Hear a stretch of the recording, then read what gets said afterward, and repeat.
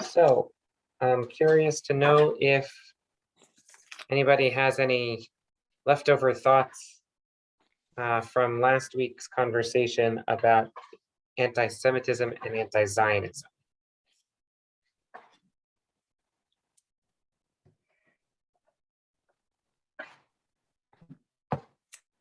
I guess I kind of do, not so much coming out of last week's discussion, but an invitation that I got for to come to a meeting about with J Street. And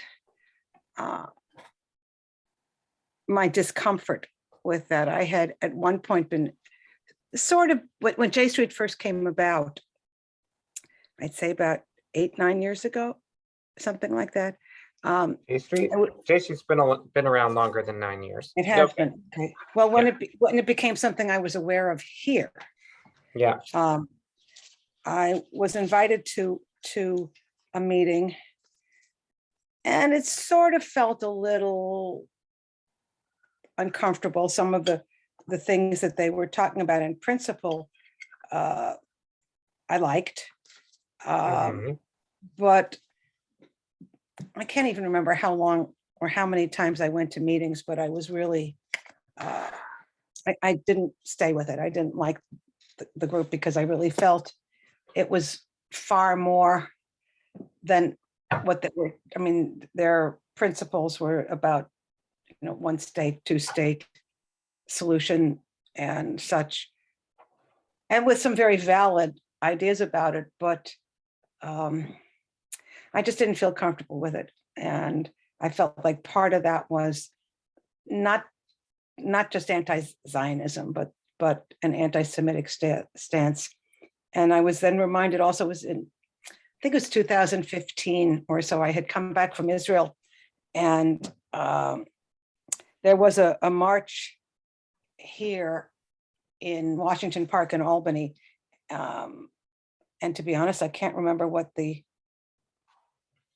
basic theme was, but there were a bunch of people carrying Jews for Justice signs, and I didn't want to deal with them at all, because I really see that group as being very much kind of a cover for a lot of, even though it's Jews for peace or Jews for justice.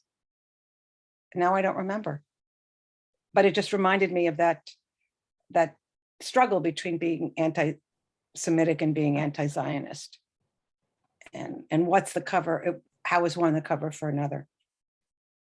Yeah, I mean, I think what Mishka is pointing to is one of the underlying pieces of this whole conversation, which is there are people in our community, people in this room, people in our Jewish community, certainly in the capital region, who ardently believe that the mission of,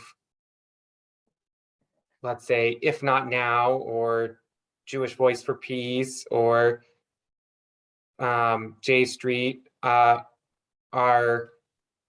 like the Jewish way to go forward with respect to our stance with respect to ending the occupation and supporting Israel, but supporting the values that we believe in Israel. And there are folks in our community who feel like those organizations represent a fine line between anti-Semitism and anti-Zionism. And on the other side, there are folks in our community who believe that the American Zionist movement and AIPAC and some aspects of Federation are the way to support the Jewish community and our values in Israel, and to make sure that there's a safe and secure Israel. And the people on the other side are very concerned that those organizations represent clear betrayal of Jewish values, and what we were talking about last week, 2 weeks ago, with anti-Semitism as a divisive force in the Jewish community, speaks exactly to what Mishka is saying, which is it's very easy for most people to recognize anti-Semitic tendencies among the people that we disagree with. And it's much harder to recognize those same dog whistles, those same approaches in people that within groups that we do agree with, and so right, we have to be very careful with respect to our definitions, and when we're trying to be in community with people, we have to figure out how to recognize the deep values that are motivating people's assumptions and actions, even if we ultimately disagree with those actions. It turns out we might have the value in common. We might just be interpreting that value differently, and sometimes it helps to be really open in conversation.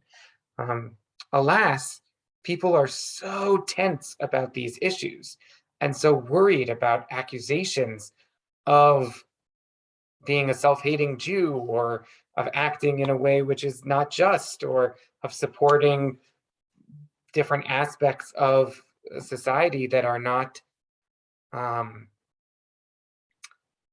aren't according to the values of the community, that in many communities on both the left and the right, conversation is completely stifled. And some people shared about that in our own community last week and the week before. And I guess part of my hope in bringing this topic in this class and also in this year is to challenge us to speak about our issues, right? Mishka said that sometimes the actions of Jewish Voice for Peace or of J Street like make her a little uncomfortable with respect to their policies on Israel, right? We want to be able to hear Mishka's voice and ask questions of it and probe it and learn more about what J Street really believes, and is it really as difficult as you think it is? And if it is, like, what does it do for our community that there are also a lot of ardent J Street supporters within our community? And how can we all be in the community together, right? I've been very public with the community about my support for AIPAC and my attendance at AIPAC conferences. I do that even though, as a progressive leaning person at AIPAC, sometimes it feels like AIPAC is less progressive than I would hope for it to be. And like, there are people who are very uncomfortable about AIPAC and Jewish money in politics and what it says about our political system. And that's one of the sort of a good sort of segue or entry point into our topic this week, which is the accusation and dilemma of dual loyalties.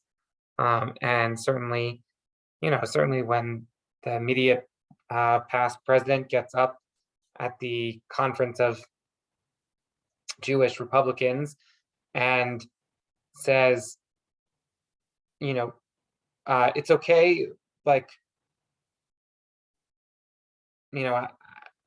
I've got your back, and I understand that you care primarily about Israel, right? Like, there's a feeding into this sort of public perception of dual loyalties that made a lot of the rest of us maybe uncomfortable.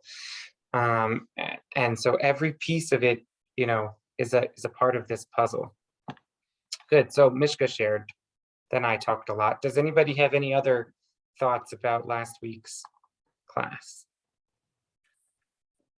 Also, if you missed last week's class, they are all recorded and available on our YouTube channel.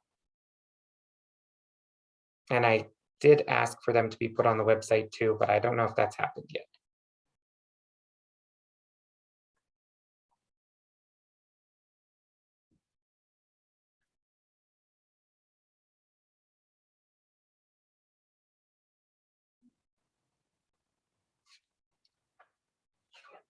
So I guess a couple things I want to emphasize from last week is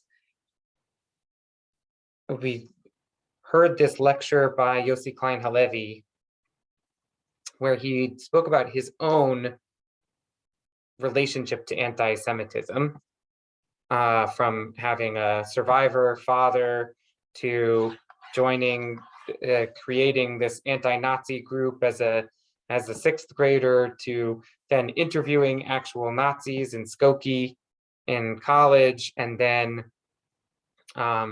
being a reporter for the Jerusalem Post and other papers through the fall of the Soviet Union, and watching how anti-Semitism itself shifts in the Soviet era to be sort of what he calls the anti-Semitism of symbols, the understanding that turning the Jews into the Jew and the Jew as the symbol for whatever is most hated in that society, whether it's whether it's the capitalist for the Marxists, or Christ killer for the Christians, or race polluter for the Nazis, and then ultimately, right, nowadays, Israel, the one Jewish state in the world, is regarded by, like many throughout the world, as being the epitome, the embodiment of racism and colonialism, which are the sins of our era of human rights. And there's a story of the Jewish state that falls right into that idea. Yet it's racist, colonialist, just for Jewish people, a lot of European Jews, whatever. That is not the whole story. And in fact, like, it's like mostly not true. Right? When we tell the story of Zionism, when some of us tell the story of Zionism, we tell the story of a national liberation movement, a story of returning a people who has been exiled to their historic homeland after thousands of years. We talk about the indigenous roots of our people in that place. And so, I do think that it's complicated, and it has to do with the stories that we tell. Yossi Klein Halevi believes that the greatest threat facing the Jewish people is the anti-Semitic threat of anti-Zionism, which undermines the very essence and foundation of the Jewish story, and where we have to tell a counter story.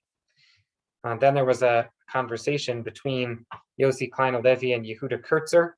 And Yehuda Kurtzer, who is the director of Hartman North America, spoke about his own personal experience of being an American born to American parents who were both born to American parents. He spoke about his family's service in the United States government and military, and also talked about sort of a more nuanced and sophisticated view that suggests that for the state of Israel to constantly ask American Jews to prove their loyalty over and over and over actually might be undermining some of the peoplehood stuff that we're trying to get. It was an interesting conversation, and it leads us into this week because our lecturer this week is Yehuda Kurtzer, the very same, and he and our the opportunity for us to watch him interview his own father, Ambassador Daniel Kurtzer, who was the American ambassador to Egypt in the late 70s, and then also to Israel in the 80s. Just a fascinating individual, Daniel Kurtzer, worth some study. And it's a very interesting dialogue between the two of them. And so I look forward to that. But we are going to go back this week to our previous pattern of doing some study before we jump into the to the video. And I just want to pull up so I can share my screen. If you want to follow along, we're on page 228 of the packet, which it turns out is not page 228 of the PDF, which is weird, but I guess that's just the way it is. Okay. All right, so we're gonna look at some of these texts together. 254 of the packet if you need the page that way. Yeah, I just found it, 254 in the PDF. All right. So here we are. Would somebody like to read text 1? You can just start. All right, Bob. All right. A new king arose over Egypt who did not know Joseph. And he said to his people, "Look, the Israelite people are much too numerous for us. Let us deal shrewdly with them so that they may not increase. Otherwise, in the event of war, they may join our enemies in fighting against us and rise from the ground." So we looked at this text once before in this class. And the last time we looked at it, do you recall why we mentioned this text? It's because this is the first time that that Israel is referred to as a nation. Before this, it's a family, it's a tribe. It's the first time that it's called a nation is by Pharaoh. Right? So Pharaoh says, "Hine am b'nei Yisrael." Not just b'nei Yisrael, but am b'nei Yisrael. Am, the nation of the children of Israel. And the first time that he says it, it's an accusation of dual loyalty. An accusation of not just dual loyalty, really, but disloyalty. And I think that's sort of the crucial aspect, is that there's no problem with having multiple loyalties, right? We all have multiple loyalties, right? We have a loyalty to our family. We have a loyalty to our university's football team. We have a loyalty to our community, right? Like to our region that we live in, right? Some of us feel very proud to be New Yorkers, you know? We have multiple loyalties. The issue is not having multiple loyalties. The issue is when your loyalty to something else can be weaponized against you as an accusation of disloyalty to the nation that you live in. And that's what Pharaoh is doing here. Look, there's this people, and they are really numerous, and we're not sure whether they are loyal Egyptians. Now, this is a people who has had a history of service in the Egyptian government, a history of, loyal service. Nice, Steve. Steve's a cheesehead. A history of loyalty to Egypt, 400-year history, right? Several hundred years of living in Egypt, right? This is a people who is sort of comfortably Egyptian in some ways, and yet Pharaoh levels this accusation of dual loyalty. Now, I'm very pleased that we are able to be taking on this topic this week, because Purim is the major holiday of like what it means to live as a diaspora Jew, as a as a comfortable diasporic community, right? Mordecai and Esther are fully integrated into palace life, right? Esther, like, seems to have no trouble living with the king, being married to him even. Certainly, Esther is able to hide her Jewish identity, which means she's not asking for special meals in the palace of the king, or an opportunity to worship every Saturday on the Sabbath, right? This is a very secular book with a very secular main characters. At least, the rabbis try to give them a lot of religious content, but at least as the story of Esther is given to us, very secular. The name of God isn't even mentioned once in the whole book, right? So this is an assimilated Jewish community, a Jewish community that's very comfortable in Persia. Similar, I think, in some ways to the community of the Israelites in Egypt after Joseph, right?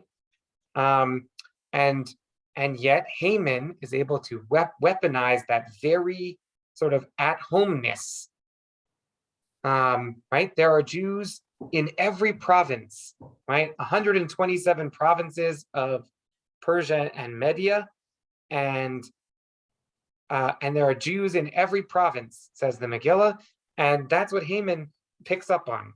And so if somebody would be willing to read source number 2.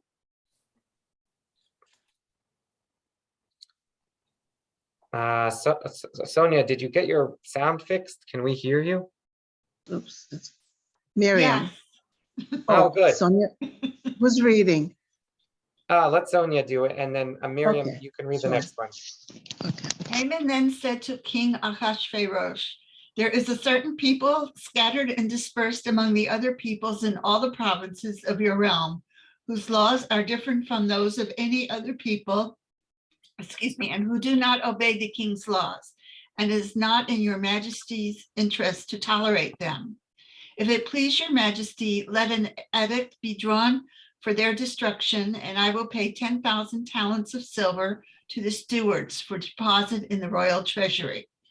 Thereupon the king removed his signet ring from his hand and gave it to Haman, son of Hammedatha the Agagite, the foe of the Jews. And the king said, "The money and the people are yours to do with as you see fit." Right. So what is the accusation that Haman levels against us? They're different. They're different, right? They're scattered and dispersed, right? They're insidiously a part of every level of Persian society. They've infiltrated, right?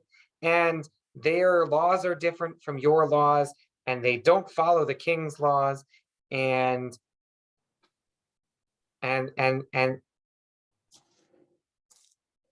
it's not in the interest of the king to allow for this. Now, right, this is an empire, right? Persia is not like the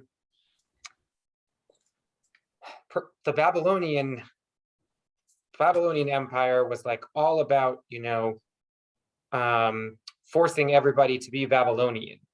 But the Persian Empire was like Never that the way. Egyptian, like the Ottoman Empire and like the Austro-Hungarian Empire.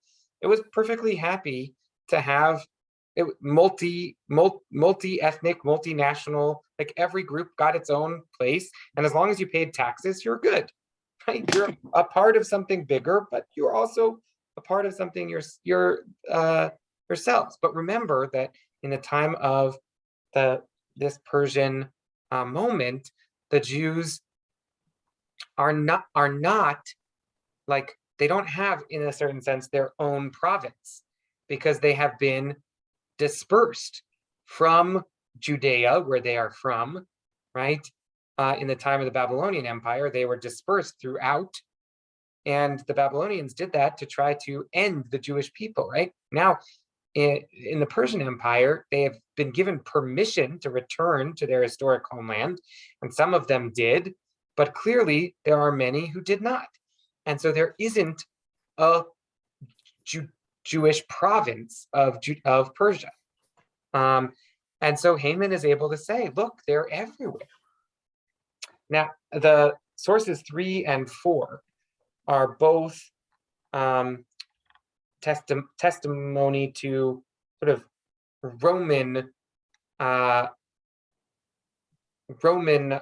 concerns about the same kind of dispersion of the Jewish people throughout the empire, and also, right, the same kinds of accusations, right? This is a people that doesn't behave the same way as everybody else. They want to offer their own sacrifices. They won't worship the Roman gods, and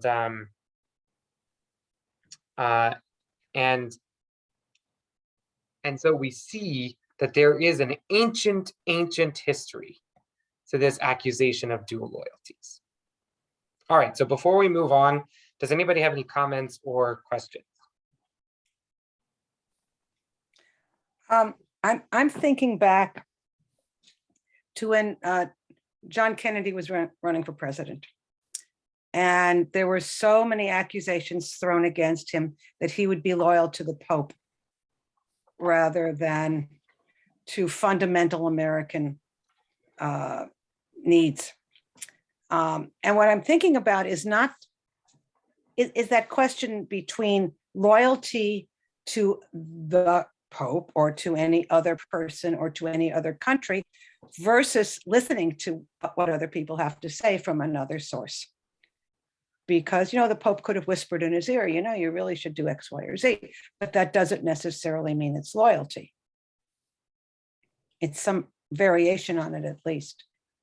But that was one of the things that came to mind, how you could be loyal to the Catholic Church, and it could be not inconsistent with your loyalty to America. Right. Right. Like, the problem is not having multiple loyalties. The problem is when it is leveled at you as an accusation of disloyalty, which is what was going on with Kennedy, no question.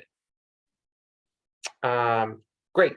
All right. So now we're going to move to the modern period, and something profoundly different happens. I mean, sort of similar, takes the same ancient tropes of accusations of dual loyalty. But what happens in the early modern period, the Enlightenment period, is that all of a sudden you can be French, right, if you're Jewish. Now, you didn't used to be able to be, right? Jewish people were Jewish, and that was your nationality. You could be Jewish people living in France, but you couldn't be French. But in the Enlightenment, like, Napoleon was ready to give citizenship to the French Jews. And after Napoleon does so, they also end up getting citizenship in England and Germany, and all the places follow suit, but Napoleon's the first. And we actually have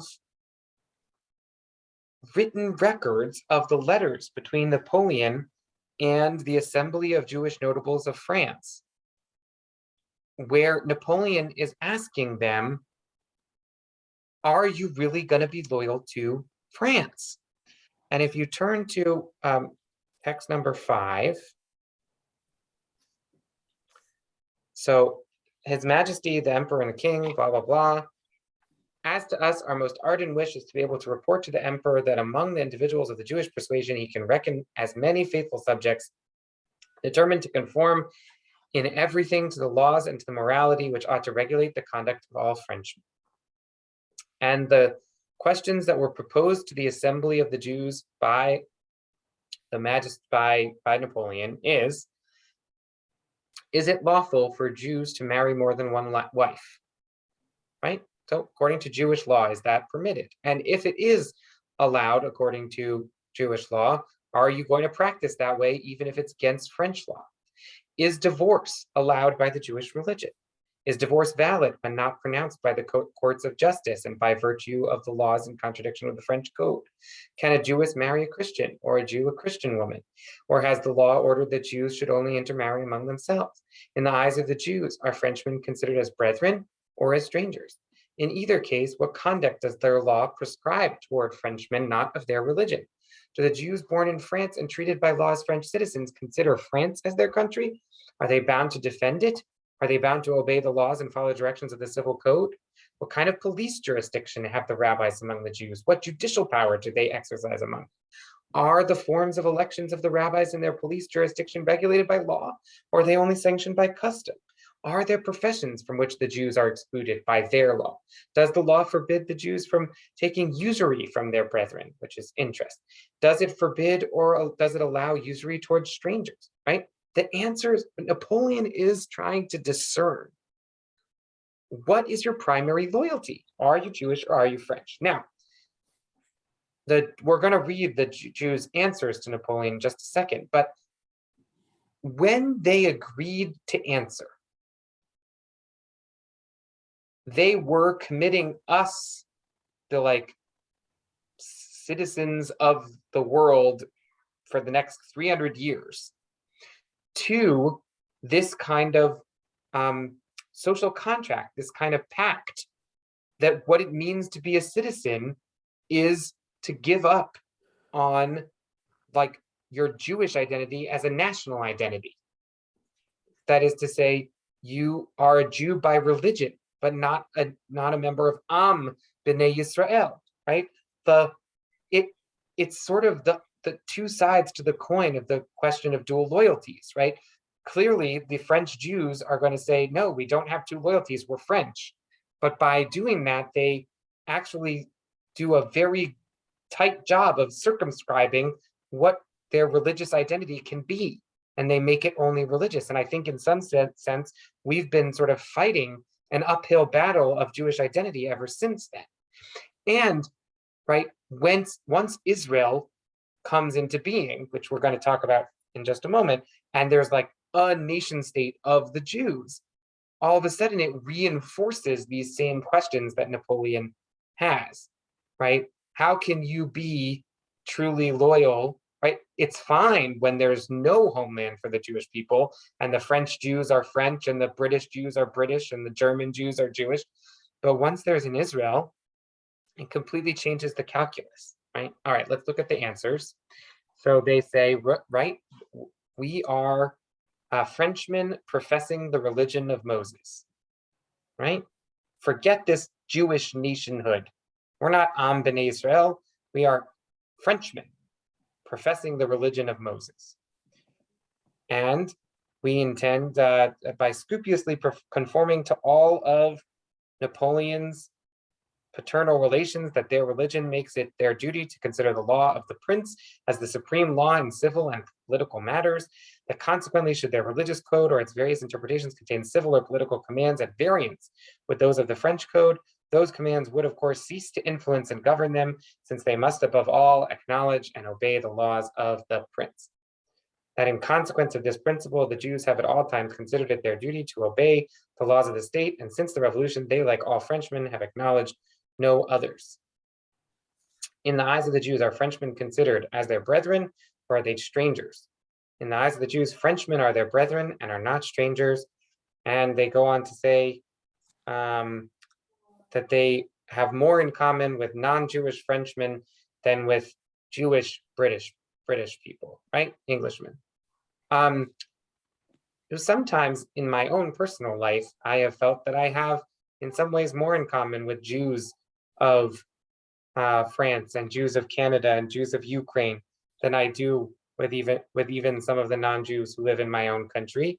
And sometimes in my life, I have felt very American, and that I have more in common with the non-Jewish citizens of Niskayuna than I do with Jewish citizens of England or France. It's an interesting question. Right, that Jews believe that they're going to defend French, and then they quote Jeremiah, to consider Babylon as their country, right? Like Jeremiah says, pray for the peace of your city so that in its peace shall you too have peace. And they are quoting that. All right, Bas. Who exactly are the writers of the Jewish answer? They're like, the Assembly of Jewish Notables is sort of like the Federation of the Jews of France at the time. They're like the... There's not a group of rabbis, right? Or is it? It's not rabbis exclusively, although I do think there were rabbis among them. It's the people with the money. It's the leaders of the Jewish community. Yeah, it's a group of people that was convened by Napoleon, selecting from whom he perceived to be the leaders of the Jewish communities, specifically in order to answer these questions. I don't think it ever had any particular function beyond being the people who responded to these questions. Okay, so this is nothing like you can ask questions to a rabbi, right? And then a rabbi will answer you, and that is then the law for the near. Right. These laws, this response does not have the force of a Jewish legal responsum or a teshuvah. It does not. But it does have some, parallels, right? They are quoting from Jewish texts. There is a principle of Jewish law that the laws of the country in which you live are the laws that you should abide by. That is a principle in Jewish law. Yes. They are quoting that principle. I was thinking of the place where it said they're not considered strangers, right? And I think about the Shabbat, and the stranger in your house has to keep the Shabbat, right? Now there's a conflict because the French do not keep the Shabbat. Completely, right? That is completely true, right? But they are not strangers, except they are Frenchmen who practice a different religion. So they are in a certain sense different. Yeah, it's fascinating, right? Okay, so then we're just going to do a few more minutes because I want us to get to the lecture. But in America, Zionism, like Jewish peoplehood, is very sidelined, very minor, until Brandeis, Louis Brandeis, was maybe the most important Jew in the United States in the early 20th century, possibly, right, one of the most important Jews in American Jewish history. Brandeis writes a couple of essays about this problem of Jew loyalties. And what he says is in some ways sort of similar to the answer of the French Jews, and in some ways different. He sort of says, there's actually no problem with having a loyalty to Zionism or a loyalty to the Jewish people as a people. There's no conflict between that and American values. He says, America is actually made stronger by having peoples of different nationalities and different loyalties who make up us, by having people who have these kind of whole lives and whole connections and our whole people, that actually makes America more rich, right? He says, let no American imagine that Zionism is inconsistent with patriotism. Multiple loyalties are objectionable only if they are inconsistent. A man is a better citizen of the United States for also being a loyal citizen of his state and of his city, for being loyal to his family and to his profession or trade, for being loyalty to his college or his lodge. Every Irish American who contributed toward advancing home rule was a better man and a better American for the sacrifice he made. Every American Jew who aids in advancing the Jewish settlement in Palestine, though he feels that neither he nor his descendants will ever live there, will likewise be a better man and a better American for doing so. Right? It's powerful. I mean, Brandeis gives the Jewish community of the United States of America permission to be Zionist without thinking that Zionism means that we all have to get up and move to Israel. And because of that, you can be both Zionist and American. Right? If Zionism has to mean leaving America and moving there, then it's inconsistent, right? But the fact that you can move there, right, actually just means that the people who choose to stay are better Americans for having done so. Because the people who were disloyal to America or had two loyalties or whatever, they went and moved there. So it actually, right, it strengthens American body politic. Yeah, Bas. If an American makes Aliyah to Israel, does he hang on to his American nationality? So yes, that Brandeis is writing before there was a state of Israel, so it wasn't something that Brandeis was aware of. But right now, yes, you can be dual citizen of the United States and Israel, and in fact, it's one of the only countries in the world. It might be the only country in the world. I'm not really sure. That you can retain your American citizenship and serve in the armed force of Israel. You can't do that in most other countries of the world. You can be a dual citizen of America and Germany, for example, but you are not supposed to serve in the German army. And if you do, you have to renounce your American citizenship. Well, I'm not sure if that's true of Germany, but I know it's true of many other places. I know it's true of many places, but I don't know for sure about any specifics. But I do know that Americans can serve in the Israeli army without renouncing their American citizenship. Thanks. Yeah. And you pass on your citizenship to your kids, right? Americans who make Aliyah, you have to fill out the paperwork at the embassy, but your American citizenship can be passed on to your children, but not your grandchildren. In order for those grandchildren to be American citizens, their parent, the one who is an American citizen but has lived their whole life in Israel, has to spend a certain amount of time in the United States. Now, if they do, then they can get citizenship for their kids too. But if they don't, then not. All right, so let's jump in. We're gonna, we'll watch the lecture and then we'll stop and talk briefly, and then we'll watch the interview and then we'll stop and talk briefly. Like I said, it's Yehuda Kurtzer, and he is then going to interview his father, the ambassador. All right.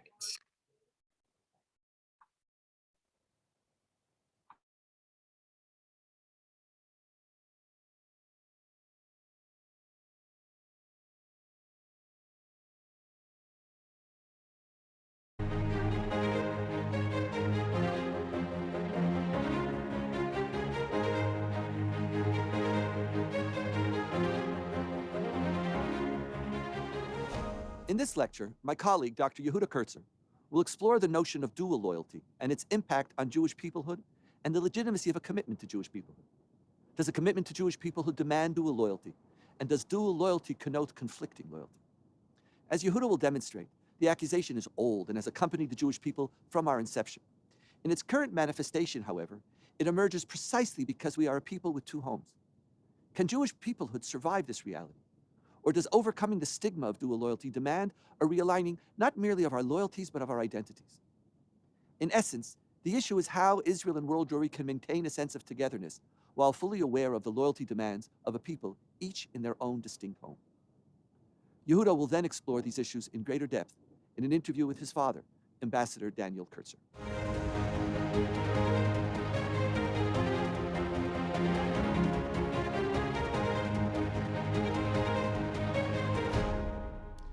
As we explore the question of what it means for the Jewish people, especially outside the land of Israel, to wrestle with this experience of having two homes, I want us to consider some of the risks and some of the fears that we face in trying to figure out a relationship to these two places.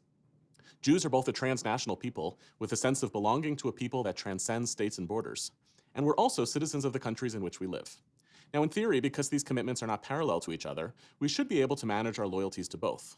In practice, we see all sorts of tensions in contemporary Jewish life about the difficulty of sustaining both commitments. In America, Israel's becoming a partisan football, and more American Jews are struggling with balancing what feel like competing commitments. The State of Israel, meantime, sometimes acts, by means of policy and international alliances, in ways that may be good for the state and its interests, but counter to the interests of world Jewry. Today, therefore, I want to discuss the idea of dual loyalty, a loaded phrase that served as an indictment of diaspora Jews throughout much of our history and a source of vulnerability, but also potentially a site for us to consider what it means to manage our political and ideological commitments. Now, on its face, dual loyalty is a phrase that sounds innocuous. We all know that human beings have multiple loyalties, ideally way more than two. We are loyal to our families, immediate and extended. We are loyal to all universities, to local sports teams, to religions, and to our countries.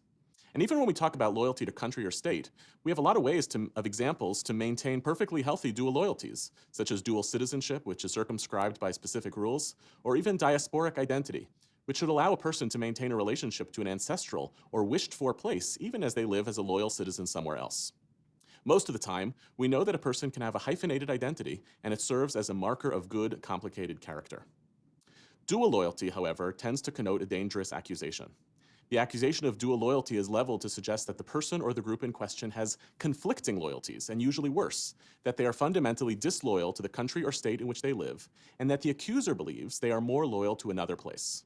Dual loyalty, in turn, tries to sow the seeds of getting people to think that a group of people are insidiously pretending to be loyal to the country or state while they're working on behalf of another national interest.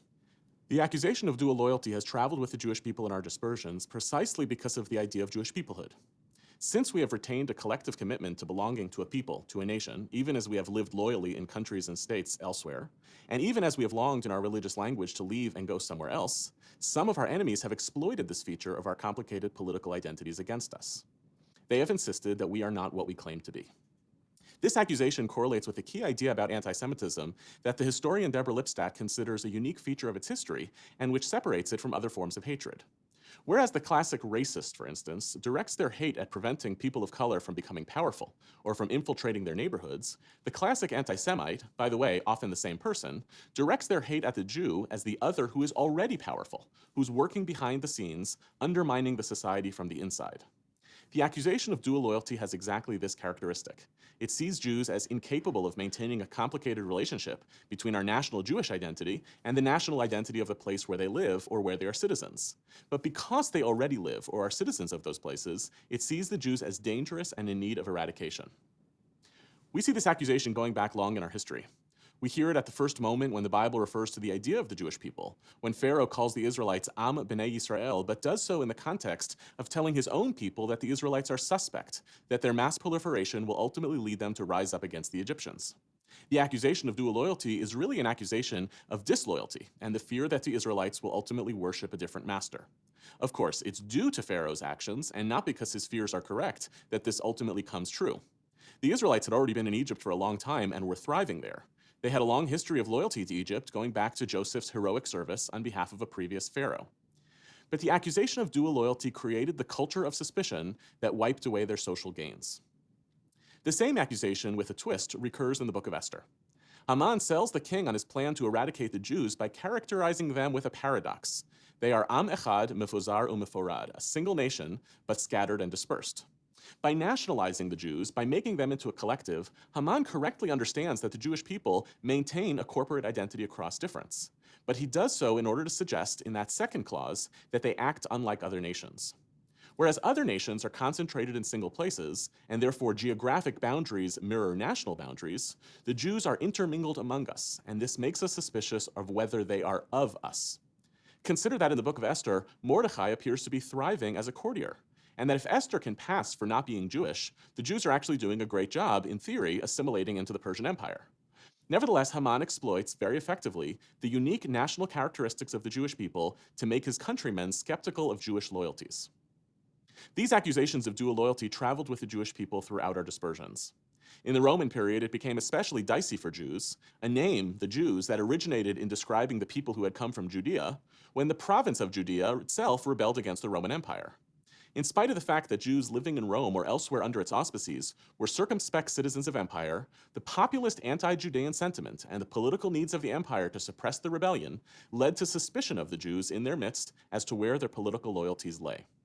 And I think that a lot of the conversation around dual loyalty today, when it is leveled at Jews and when it's leveled at other vulnerable ethnic minorities, stems from this exact problematic of history of groups like ours trying to negotiate our belonging while retaining our own group identity, and the ease with which societies struggling with their own problems can leverage hatred against them. But I want to suggest that there are two key variables of modernity which make this story more complicated. The first is that the conditions of emancipation, starting in the 18th century, started to open up to Jews the possibility that they could actually become full citizens of the societies in which they lived. When we didn't have that option, Jews were more vulnerable, but there was less of a risk of a dissonance between their two identities. When Jews did have the option of real equality, it raised the question for them of whether to want or to need to sustain their other identity, which may have kept them feeling indefinitely other. In engaging this question, I think that Jews in the dawn of modernity were essentially entertaining the question of competing loyalty ourselves. We see this, for instance, in the exchange of letters between Napoleon and the Jewish nobles in the late 18th century, and the trade that these Jewish leaders were making, or perhaps were forced to make, to relinquish their national aspirations as members of the Jewish people in order to be granted access to the national aspirations as full members of the French people. This is a bad setup. The idea that these loyalties have to be negotiated should not be the condition of any modern nation state in granting citizenship to its minorities, but it absolutely was the case in the making of modern France. And we have to notice that we as Jews essentially acquiesced to this conversation about our loyalties in ways that are still lingering for us. And of course, the other major change that transformed the conversation about dual loyalties for modern Jews is the creation of the modern state of Israel, or as it describes itself, the national homeland of the Jewish people. Again, if Jews are at home in various diasporas, but feel tethered to a transnational idea of Jewish peoplehood, these loyalties offer no obvious conflict with each other. But when there is a Jewish nation state, and one that sees itself as representative of the whole Jewish people, where sometimes its leaders even describe themselves as speaking on behalf of the whole Jewish people, we're faced with at least the possibility that what it means to be loyal to the Jewish nation state could come into conflict with one's own loyalty to their country of citizenship. Now, for most of the American Jewish experience since the rise of Zionism, this has not actually been a material issue for most Jews. Jews have feared accusations of dual loyalty for a long time in America, since they were frequently raised, and since the social and political position of Jews in America was far more vulnerable until relatively recently. Jews rightly feared that their gains as Americans could be easily reversed, and that they could be burrowed out and othered during periods of economic or other insecurity when nativist rhetoric tends to rise. This certainly contributed to why American Jews were late adopters, relatively speaking, of Zionism, especially relative to European Jewish communities. But the turning point on this front was the writing of Louis Brandeis. Brandeis converted to Zionism, so to speak, in the late 1910s, and after doing so, took up the leadership of the American Zionist movement, ultimately leading it from the margins of American Judaism to the mainstream. But it was his articulation of the integrated, non-competitive relationship between Zionism and American patriotism that shapes why these national identities have remained extraordinarily compatible for nearly 100 years. Brandeis wrote that Zionism was completely consistent with American patriotism because, like loyalty to a family or to a social group, spheres of loyalty reinforce one another. Brandeis' Zionism, predicated on the belief that neither he nor his descendants would ever live in the land of Israel, served to organize his commitments in a way that expected and ultimately demanded that they would reinforce one another. His most famous articulation to this effect was the statement that, quote, multiple loyalties are only objectionable if they are inconsistent. In contrast, since a commitment to Jewish peoplehood as expressed through Zionism was strengthening and ennobling to the character of the Jewish people, it had the potential to make better and more loyal Americans in the process. I want to suggest today that the Brandeis Bond has actually characterized the dominant position for American Jews in relationship to Israel throughout the 20th century and still occupies a prominent place for Jews. It argues that a relationship to Israel is fully consistent with good citizenship in America, and further, It activates the responsibility of the citizen to work to make sure that these two societies maintain consistent values and strong relations. A whole host of organizations on the Jewish map, on the left and on the right, see their responsibility to ensure no daylight between America and Israel, and to advocate in both societies for policies that will ensure that loyalty to both countries and the principles for which they stand are completely in lockstep. But it might well be that the Brandeis model, like the Napoleonic Agreement, lays the foundations for its own problematics. American Jews increasingly have different interpretations of our Americanness, as we are products of a partisan age. We also have different value systems that we pursue in our visions for America and our visions for Israel. Now, if a Jewish community has a broadly consistent and shared set of values and a set of dominant institutions that represent the community, it can ensure that loyalty to Israel and loyalty to America remain consistent commitments. But as American Jews pull apart from one another, politically and institutionally, there are now significant competing understandings of what it means to be loyal to America and vastly different arguments about what is best for Israel. As these internal debates become more loud and more public, it is to be expected that other Americans will start to interpret internal Jewish arguments about America and about Israel through the framework of disloyalty. We see this in display in moments like when an evangelical member of Congress referred to J Street affiliated college students as, quote, self-hating Jews, or when progressives align with critics of Israel as their political significant others. The consequence of these realignments, both the result of American Jewish at-homeness and the attempt to align our commitments to America with our expectations from Israel, is that there is no broad consensus anymore about the nature of American Jewish loyalties, either among Jews or among non-Jews. I think we also have to remember that there are obvious examples of ways that individuals and communities can actually be culpable of holding problematic and conflicting dual loyalties, and that it is sometimes necessary for societies to repudiate and punish these positions. So, for instance, in the 1930s in Jerusalem, a number of German Protestant families living in the German colony began to display Nazi flags and to set up Nazi clubs and ersatz political parties. Surely it was fair play for the Zionist leadership at the time to expel them. Their loyalties ran into overt conflict with the place in which they lived and with their neighbors. This will happen periodically, and yet the risks of overplaying the arguments of disloyalty should give us pause about assuming that even in times of conflict, people with ethnic and political commitments elsewhere become inherently disloyal here. For every German colony story, there are countless Japanese American internment camp stories that are shocking in their moral slippage. Growing up as an American Jew, I remember the periodic discussions of the great hypothetical scenario born after the creation of the State of Israel about whether, if such a circumstance were to emerge, we as American Jews would be on the side of Israel or America in a conflict between them. By and large, these conversations ended in laughter. The nature of the America-Israel relationship has been so strong for so long that the question didn't really need to be answered. The scenario was too implausible. But there have been moments of tension in the relationship between American Jews and Israel, and it's altogether possible that American partisan politics will not play along with the calculus of consistency from which American Jews have benefited in aligning our loyalties. Many American Jewish officials were enraged, for instance, and felt exposed when Jonathan Pollard spied on the United States as an American government official on behalf of the State of Israel.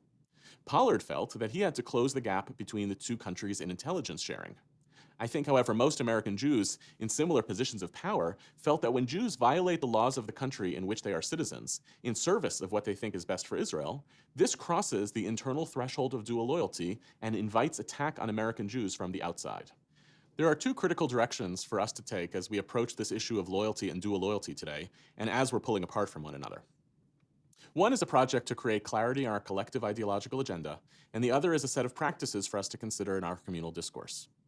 First, if Zionism has upped the ante on this question by turning loyalty to the Jewish people into the question of loyalty to the Jewish state, then we have some work to do in redefining Zionism to make possible the future of diaspora.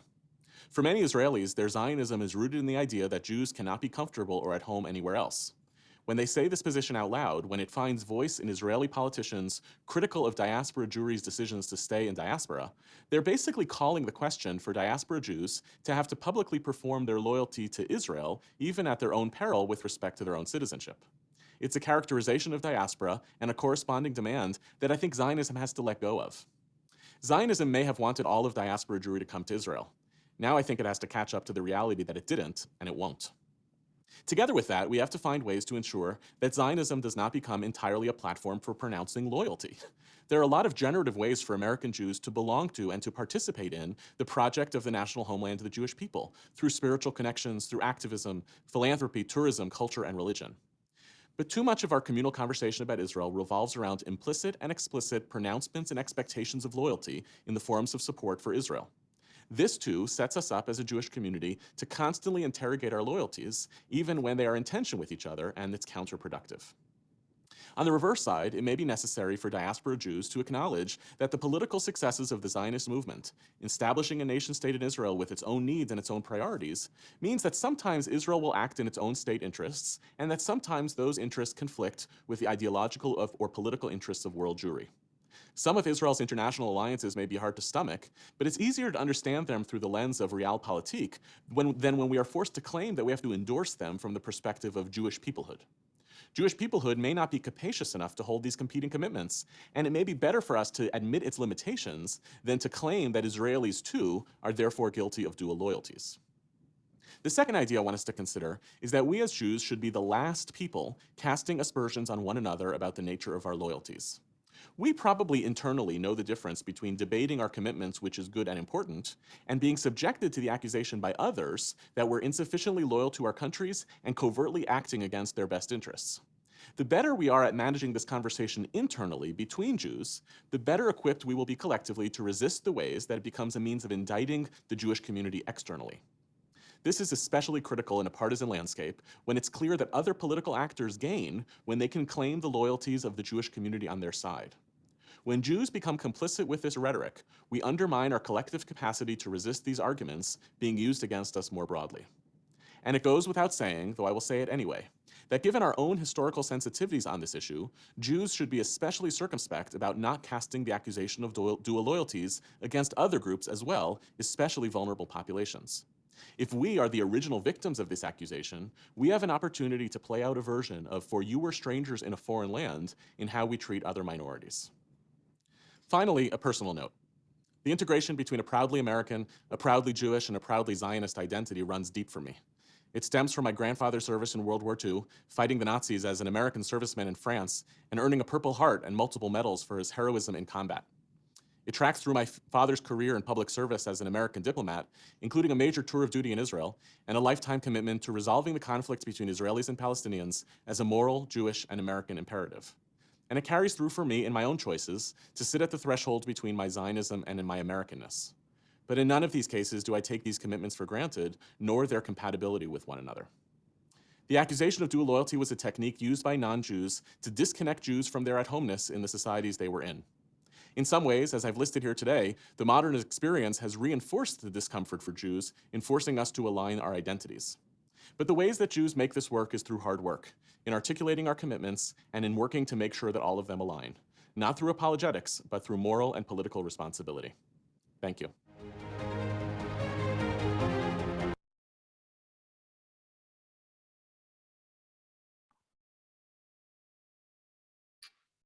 Thoughts, reactions?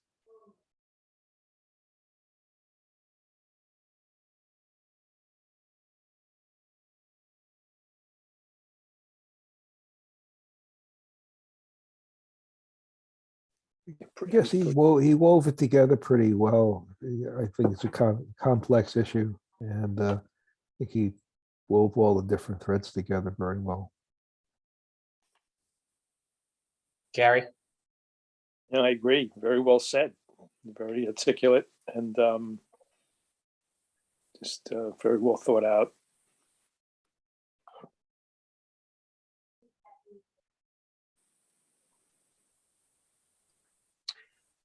I guess one thing that I'm sort of curious about is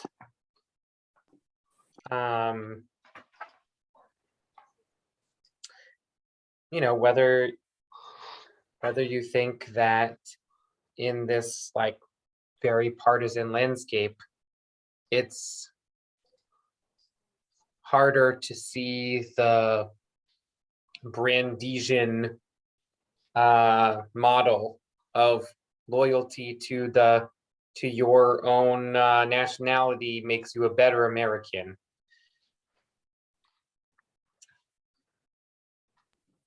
I think I don't feel particularly loyal to, I'm certainly a loyal American and I'm loyal to Israel, but I think I'm also loyal to what we stand for. And I hope, but I also am aware that what we stand for could be a slippery slope. And, during Vietnam, we were all very loyal. I was always very loyal to America and wanted us to do well, but we saw we were headed in a direction that was something we didn't like or want or to be part of. Doesn't mean we're not a loyal American. It's just, but if the country were to head in a direction that was so antithetical to what we believe, then loyalty shifts. So,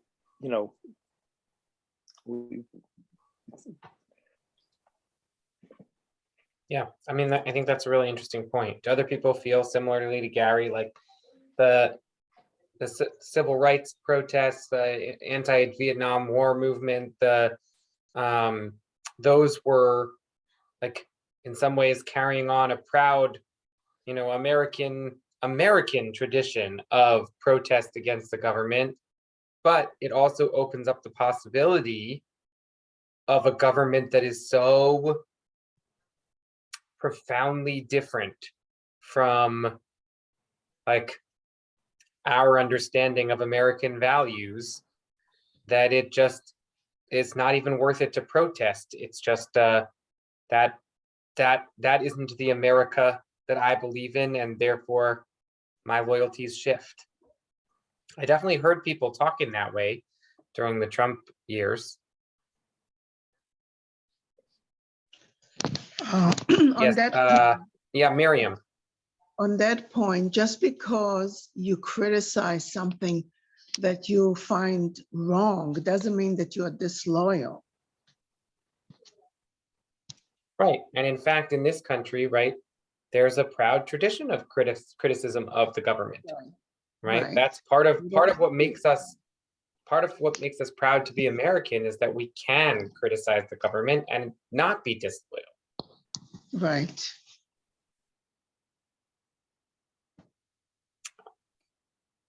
Right. I imagine that there are some limits to that. Yeah. The same thing holds for Israel as well. You can be critical of Israel and what their policies are without saying that you're disloyal or rejecting Israel. Right. I agree.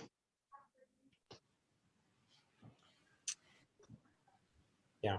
So if Israel were to launch a campaign such as taking place in Ukraine right now, would we feel loyal to Israel? Would that be a break, or would you say I'm always loyal to the state that I have in my mind as Israel, to what I'm expecting it to be, but not necessarily at this moment in time to what they're doing? Would you give money? I have a colleague who works with someone who is Russian by nationality, and he asked my colleague to say in a sermon, to speak from the Bima and to say that she does not support United States military action against Moscow. Right? Like, and so that, I think that goes to your question a little bit, right? Like what are these sort of layers of loyalty, and what does it mean to care about Russia while also criticizing the Russian action in Ukraine? What does it mean to care about Israel and to be passionate Zionist, but also criticize Israel's 50 some odd year occupation of the Palestinian people, right? Like, what does it take to, we're Americans, proud to be Americans, and we also criticize our own government's history and current, like, profoundly racist systems and policies, especially, like I would say, especially in terms of the criminal justice system, which is really broken in a lot of ways. Steve. As Gary was speaking, I was thinking that at least for some people, the situation he describes came up in 1981, 1982 during the Lebanon incursion, which was not something that a lot of American Jews felt they could support, or I wasn't paying much attention at the time, but and also more recently in the Iran nuclear deal, where clearly the government of Israel and a fairly large portion of the Israeli body politic, at least the Jewish portion, was opposed, but many Americans were not. I would have liked to hear more discussion of how we take the step from loyalty to the Jewish people, which I think is what this class is about, which I do feel some affinity with, to loyalty to the state of Israel, which is a step. And it's not a step that's real obvious. I don't get a vote in Israeli elections. For that reason, they don't care what I think. And they make it manifestly obvious through their actions. They really don't care what I think. They don't really care what any American Jews think, because we don't vote. Which is fine. I don't vote. I'm not a citizen. Why should they care what I think? But it means it's very difficult for me to feel that I owe the government of the state of Israel anything. I may owe some loyalty to the people, but their elected representatives are their problem, not mine. So I think that's a place where we can break some of these issues up and say my loyalty to the Jewish people is wherever I believe it's derived from. But I am not a part of the Israeli electorate. I'm not a part of the Israeli body politic. And I don't know why I would be perceived as having any obligations or loyalties towards it. Right. I would only respond to 2 things to that. One is sometimes the government of the state of Israel speaks for you, Steve. And right, while that might make you extremely uncomfortable, like there is, it attempts to speak for me. Let's put it that way. There is at least a story that is often told, especially by Israeli government officials, but also by others, that they are speaking for world Jewry in some sense. So that's one response. The second response is, the state of Israel is the greatest project / experiment of the Jewish people, right? In our era, right? Now, you might say, and I think it would be fair to say, that actually there are 2 great big projects of the Jewish people, and it's, can we be like an at-home, like non-exilic, but like at-home like Jewish community, right? Whereas in all of the rest of of history and whatever, and other places in the world, like Jews were sort of a diasporic community. Here in the United States of America, we are the freest, most powerful, right? So you could say that the American Jewish experience is also a great experiment of the Jewish people in the modern era. But whether you want to say that we have 1 big project or 2 big projects, like if we're going to tell a story of Jewish peoplehood that encompasses like Israel as a state, the way that we might do it is to say that it is a project of the Jewish people. And certainly that is one way that I talk about it when I say that we should put pressure as American Jews on the state of Israel to be more inclusive of different streams of Judaism. Like that is in some ways a very American Jewish problem. Is Israel, it's not that Israel doesn't have different streams, they do. It's just that most Israeli liberal Jews who are like Israeli liberal Jews are much more worried about the issues of marriage and divorce and conversion than they are worried about the kotel, right? Most Israeli liberal Jews are able to say, well, I have my shul. I don't need to go to the kotel. The kotel is an Orthodox shul. Right? I'm not going to that Orthodox shul. I'm going to my shul. Right? That is something that is very common among Israeli conservative and reform Jews. Right? They do care very deeply about the kashrut policies of the government, about the Judaism in public policies of the government, and especially of the issues of personal status, marriage and divorce, and conversion. Those issues are incredibly important to liberal Jews in Israel. The issue of the Kotel, that is an issue about American Jews who go to Israel and are surprised that the holiest site in Jewish history or whatever is an Orthodox shul. But it is, right? Like, that's what, you know, it's an outdoor Orthodox shul, but it's an Orthodox shul.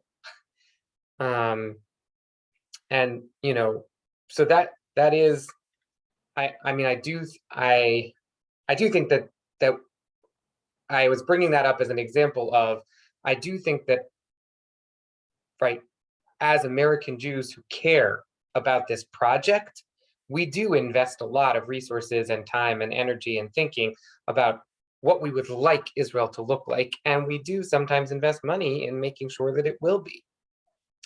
No, that's what it means when we donate to the Masorti movement in Israel, or when we donate to the New Israel Fund, or when we donate to JNF, or when we donate to the Federation, right? You know, Federation does a lot of stuff in Israel. Yes, Steve. I guess my quick reaction to that is that if we go back to 1939, and maybe later than that, but certainly 1939, most American Jews didn't perceive the Zionist project as a project they were involved with. It was seen as a project of some Jews, but not all Jews.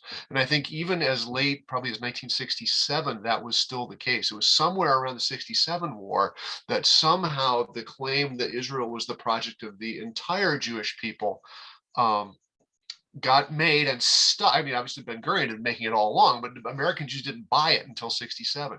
So the question of if that is the case, then how did American Jews sign on to that project so much after it began?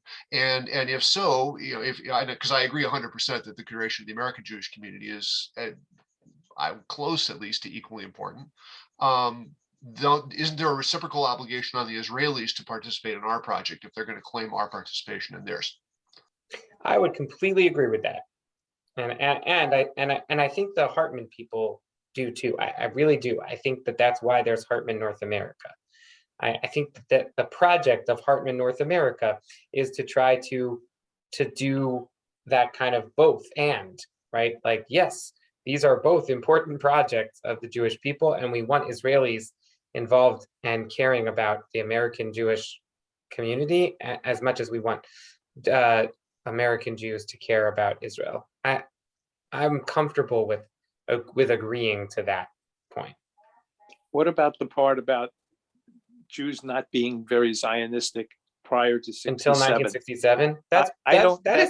That's historically true. I mean, not that there weren't Zionist Jews, there were. And Brandeis makes Zionism palatable to the American Jewish community, and he does so in the early 20th century. But right, there's a huge difference between the 1937 reform platform and the 1975 reform platform, right? Like, when you read the I think that it's in the extra sources. Let me just take a moment and look. So the 1976. So now what we have here in the resources is Jacob Blaustein and David Ben Gurion, 1950. That's when Jacob Blaustein says,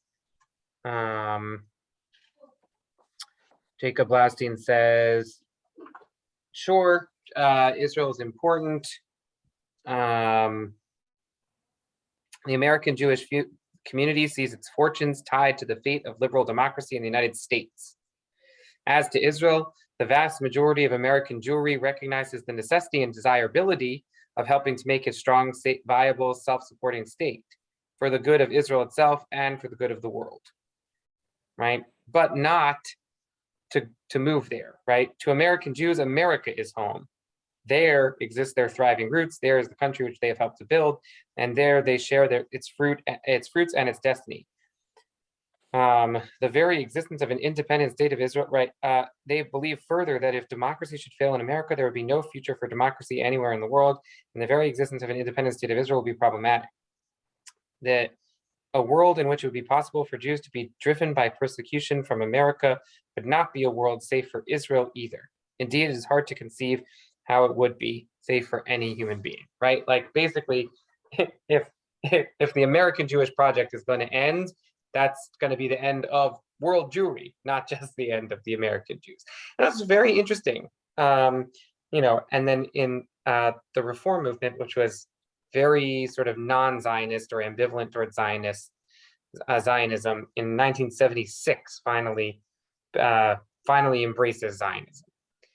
But you're talking about movements. What about in the hearts of the families that post-Holocaust American families, or families that started to see it as early as 48? And I mean, it seems like we were all Zionists. We all rooted for Israel.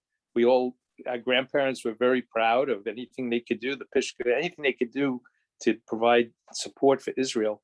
We were all in our hearts Zionists. May not have moved there, but supporting it, you know. And I don't know, maybe my perceptions be just very small based on a little bit of feelings in the house and the family, but maybe it wasn't as widespread. I don't know. Yeah, I definitely think that there was a sea change in 1967. In part because Israel changed and the perception of Israel changed. It's very complicated, but there was like in some ways, it's only after 1967 that a movie like Exodus can come out. You know what I mean? Like a movie that casts Paul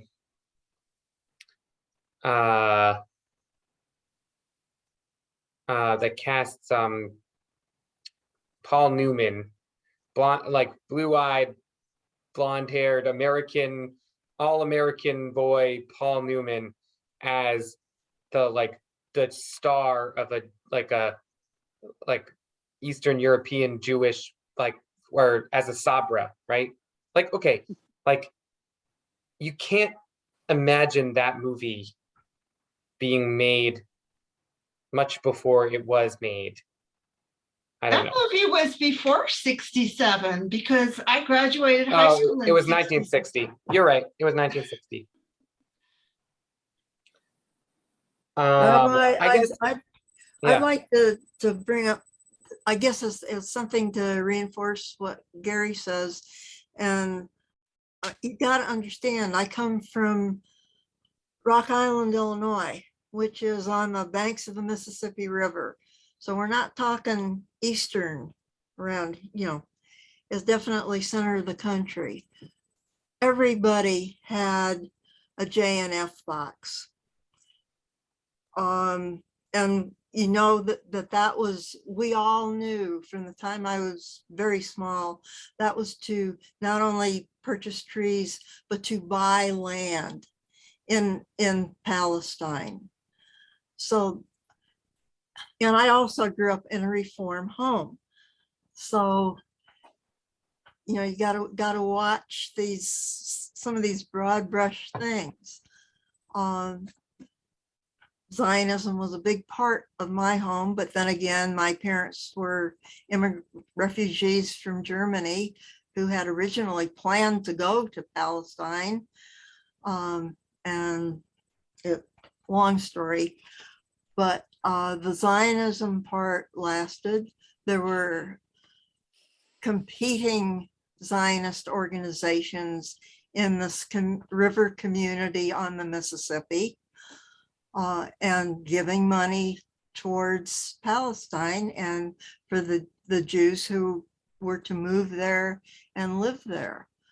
So not every, there was, things got a lot more exciting after the 6-Day War, but you can't say that the Zionism wasn't there and that there wasn't a fair amount of Zionism even within Reform Judaism before the state of Israel.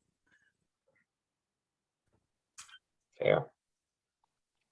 Fair. Yeah, I mean, look, I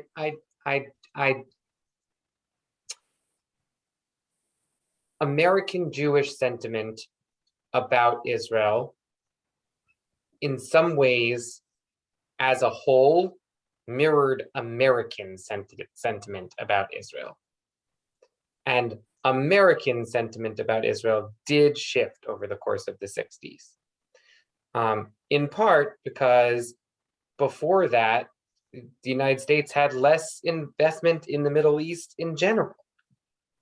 And in the 1960s, the United States saw the Middle East as part of its Cold War project.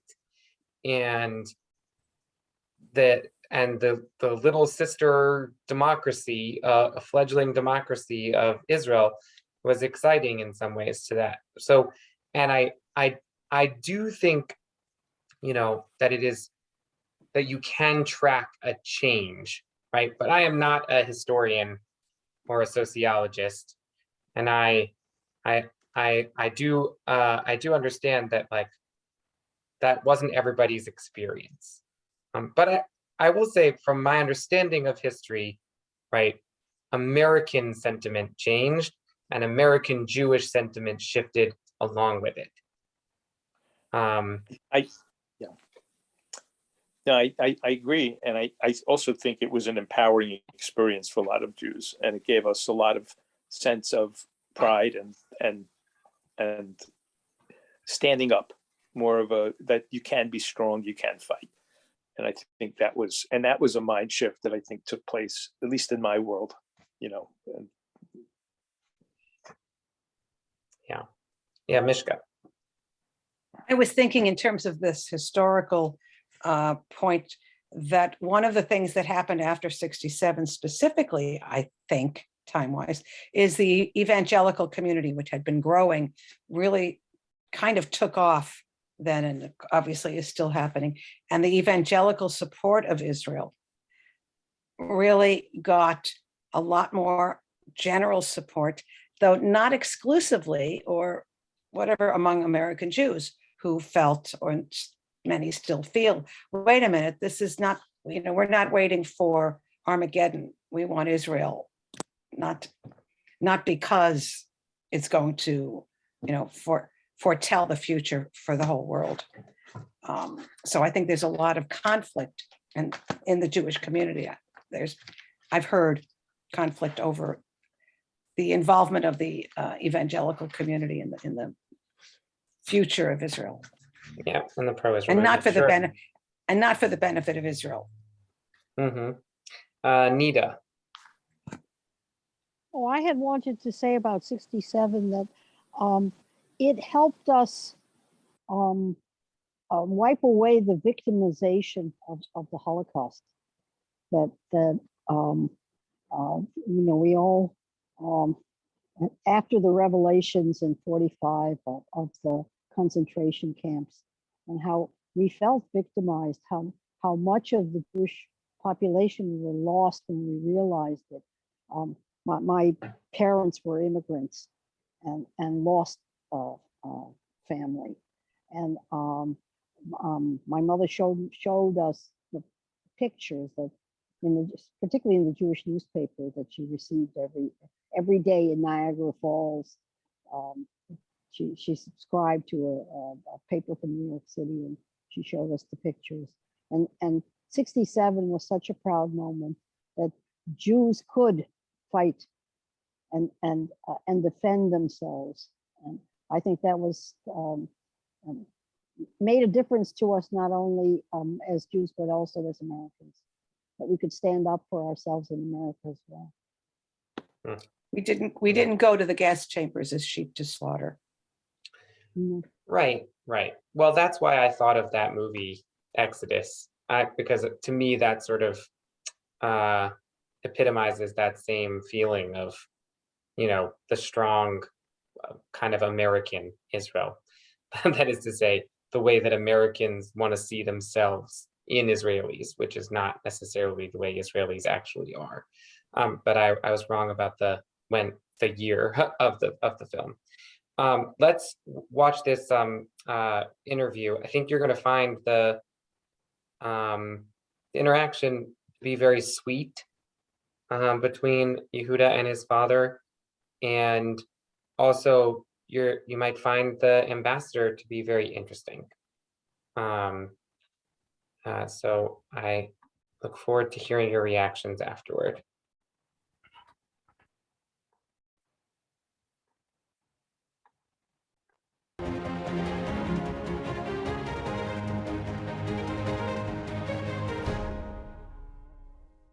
Today we're talking about dual loyalties and competing loyalties, and the questions raised by the modern Jewish experience of emancipation, and especially the creation of the State of Israel, of how diaspora Jews in particular, and Israeli Jews as well, are supposed to navigate our competing commitments to belonging to the story of the Jewish people and being good citizens of the places in which we live.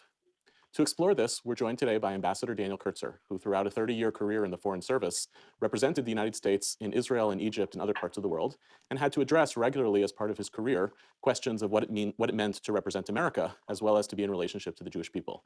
Joining us now from Princeton is Ambassador Daniel Kurtzer. Hi, Abba. Thank you for being with us here today. Thank you, Yehuda. It's good to talk to you. So I want to hear from you first about what it meant to be both an American Foreign Service officer representing America in the world, as well as someone who was profoundly committed to your Jewishness, to the Jewish people, and to the story of what it meant to be a Jew in the modern world. What did it feel like, and what sort of challenges were raised for you by that experience? Well, I lived in both worlds for much of my life, having attended Jewish day schools and then Yeshiva University, being very comfortable in my skin as a committed, observant Jew, and also very committed to public service. I decided in graduate school to join the Foreign Service, took the exam, passed it, and entered right as soon as I finished my PhD. And I really felt at that time no particular contradiction between the lifestyle that I had, the commitment I had to the Jewish people and to my religion, but also my commitment to the United States and our national interests. You mentioned that the going into public service sounded like an extension of your Jewish upbringing. To what extent do you think for you, and if you want to extrapolate for American Jews also, do you think that public service or service to America more generally is not just a thing that some Jews do, but might actually be a core feature of what American Jewishness makes possible? Well, back in the day, in my education, we did a lot of civics in school, understanding what it was to be an American, the idea of America. And it was a very short bridge to navigate from understanding this idea of America as supposed to be something of an example for the world in terms of democracy, respect for human rights and liberty, and what our tradition had taught us as individuals, as Jews, reaching out to the poor and to those who were in greater need. So I never saw a contradiction, but actually saw it as a complement to what I was doing in both directions. As a Jew and as an American citizen, acting this way just seemed to make a lot of sense. And frankly, without having given a lot of deep thought, it just was an extension of lifestyle. So I would assume that many people over the course of your career, especially at the time when you were representing America in Israel, assumed that your loyalty to America and your loyalty to Israel would pull in different directions. And I'm curious whether you ever felt that they were actually pulling in different directions, and if there were moments when you felt you had to navigate or make a choice between either of those primary loyalties. Oh, there's no question. I felt it right from the beginning. My first assignment overseas in the Foreign Service was Cairo from 1979 to 82. And I joined the American negotiating team for what was called the autonomy negotiations that flowed from the Camp David Accords. And the first meeting I walked into, the Israeli delegation kind of huddled and they were looking at me. And then later somebody said to me that the question was, Mishalanu, is he one of us? And of course that has two connotations. One is he Jewish? But also, is he on our side? And so, I smiled at the time and I said, I'm very proud to be Jewish and I'm representing the United States. And, it was kind of understood. But I think there was always a sense on the part of at least some people in Israel that an American Jewish diplomat would have to bend over more favorably toward Israel. And, the fact is the United States and Israel have such a great relationship that even during some of the crisis periods, we got along very well. But navigating that perception on the part of some Israelis was sometimes a challenge. It's interesting that you say that Israelis perceive that an American diplomat would bend over on the side of Israel. I assume that in the back of your mind, there also is an assumption that other Americans would assume that you'd have to actually bend over backwards in order to not show yourself as kind of tipping your hands to Israel. Was that something that you felt you experienced in your career? Well, the more interesting part was that the same assumption existed on the part of the Egyptians in my first assignment.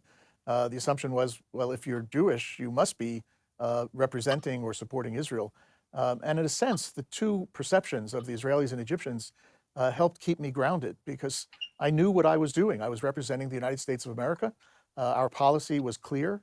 I had a chance to argue for what I thought was right in that policy, but I also had an obligation once the policy was decided to carry it out. It's a little bit less clear as to whether or not the Americans with whom I worked had this perception. I think at the beginning of my career, it was probably somewhat pronounced because the State Department at that time was in a transition. There was a lawsuit on the part of Black Foreign Service officers, a lawsuit on the part of women Foreign Service officers, and the State Department, which had traditionally been seen as a kind of upper crust, Ivy League, white Anglo-Saxon Protestant institution, was changing. And I was part of that change, coming in not only as a Jew, but also as a committed Jew, which had its own dynamics in terms of being able to fulfill obligations, eating and working 7 days a week if necessary. In the lecture, I alluded to the fact that the accusation of dual loyalty is a long-time anti-Semitic accusation against Jews, but it also is something that that Jews use on other Jews as well. And I talked about the ways in which those two things feed on each other. When we become skeptical of our own loyalties, it invites others to become skeptical of our loyalties. And I'm wondering whether you think that the American experience, that part of the reason it's so difficult for us to process it is that maybe the American experience has actually been exceptional in the ways in which Jews can be really Americans, really powerful as Americans and also Jews. Do you experience that? Do you understand through your understanding of America that there's something exceptional about the Jewish experience of America in that respect? Oh, I think that's very much the case, and particularly so in the last, let's say, quarter of a century. If I go back to the beginning of my professional career, I think there was an element of doubt on this issue. But in the last 25 years, that element of doubt has been removed almost entirely, except in two places. Number one, I think on the part of some Israelis who still don't get it about the American Jewish community, that we can live in these two worlds and live so comfortably. And I think there's now part of the Jewish community, and if I could say so, part of the Orthodox Jewish community that may have that same doubt. Some of the hate mail that I've gotten over the years, either from right-wing American Jews or from right-wing Orthodox American Jews, betrays the idea that somehow we can't be part of the power elite without having given up something of our Jewishness. I think that's foolish. I think people in Israel who believe that don't understand America, and I think that part of the community in America that believes it has not experienced it, and therefore they don't understand it as well. What has to happen in the American Jewish story to hold on to this? You know, because one of the things I alluded to in the lecture is that the kind of Brandeis covenant, Zionism is consistent with American patriotism. And what you're talking about in terms of American exceptionalism suggests that Jewishness and Americanness can be kind of enduringly compatible. But we're also seeing that Americans are pulling apart from each other in profound ways. The fights inside the Jewish community about pro-Israel, the alliances that we create. How does the whole partisan culture challenge this story? And what do you think we have to do as Americans and as Jews to try to hold to the kind of golden mean that you were alluding to before? I think there's several things that are high on the agenda of what needs to be done. One of them, if I could be very blunt, is that there should never, ever be another Pollard. A case that was so extraordinary in the mid-1980s that left an impact throughout the national security community and re-raised this question, which I think was in the process of finding a way not to be raised. Number two, I think the American Jewish community has to find a way back to its own bipartisanship between the Republican Jewish, whatever it's called, the Jewish Political Committee and the Democratic Political Jewish Committee. There is such a wide gulf that they have taken on the stripes of the two parties they represent rather than trying to find some common ground. And then the third issue is the larger question of partisanship within the American political community. There always has been and always will be partisanship on domestic politics. There has always been some partisanship on foreign policy, but it is now far worse on foreign policy than I experienced during my years in government or since. In fact, when interviewing members of Congress a few years ago for one of the books that I wrote, one of the remarkable things that emerged was that Democrats and Republicans alike said to me that as long as an administration's policy vis-a-vis the peace process in Israel was relatively sound, they would give the president a chance to play it out with a little bit of advice from the side. That doesn't exist today, and it doesn't exist largely because of the partisanship that has infested and infected our national security policy as well as our domestic policy. So given that partisan divide today, there was always that hypothetical scenario of American policy being so opposed to Israeli policy that we would have to choose sides, so to speak. And we had examples, obviously, over the past 30 or 40 years where the American administration and the Israeli administration were on different sides of an issue. The loan guarantees is a famous one. And those seem to have resolved itself before American Jews had to make this choice. Do you think that the current partisan conditions are likely to create a situation in which we're going to reach a much more intractable place, that a prime minister and a president are not just not fully aligned, that it's not just the existence of some daylight, but that there's such a profound political divide between them that American Jews are forced to make a choice? Look, I'm nervous that we, in fact, are reaching the point where this is a very different political divide. I was working in government in the administration during the time of the loan guarantees and the settlements question, and it was a knockdown, drag-out fight. But at the end of the day, the Israeli government and the US government and Arab governments agreed to go to the Madrid Peace Conference. In other words, we didn't let our larger set of interests intrude or be affected by a difference of view on one issue. Today, it's hard to see that kind of understanding on the big picture when the nastiness and the vituperations going on in both directions have become so severe. I think both sides have to do some soul searching. And I would include both the Democrats and the Republicans in the United States, both of whom, in a way, have turned this issue into a punching bag. And frankly, I would include the state of Israel, which, at least since the time of our disputes over the Iran nuclear agreement, have been playing domestic politics here in a way which has exacerbated this divide and made it hard to see whether or not we can overcome it at some point. So given the fact that our conversations here, called Together and Apart, are about the relationship between Israeli Jewry and American Jewry, and the challenge of retaining some measure of togetherness, even as we're not trying to collapse them both into one place. You alluded before to some of the requests you might want to make of American Jewish institutions, the Republican Jewish Coalition, the Democratic Jewish Committee. What would you advise Israelis who are engaging with this question? How would you advise them? What do they need to understand about American Jewish identity vis-a-vis America and vis-a-vis Israel that will enable them to stay in a different place, even when they feel frustrated that American Jews are not kind of towing the Israeli administration's line on this issue or the other one?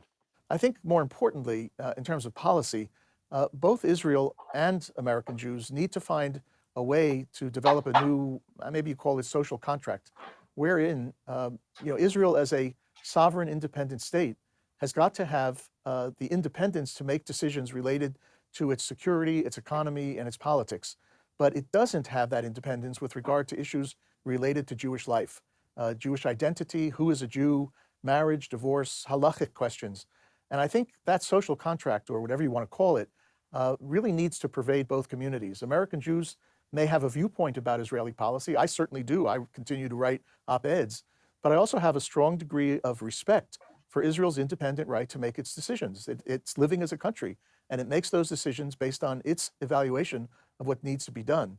But the Israeli people and government also need to understand that when they take decisions about which rabbis can perform a conversion or can certify a divorce or define who is a Jew, that impacts me in a manner that I can't vote.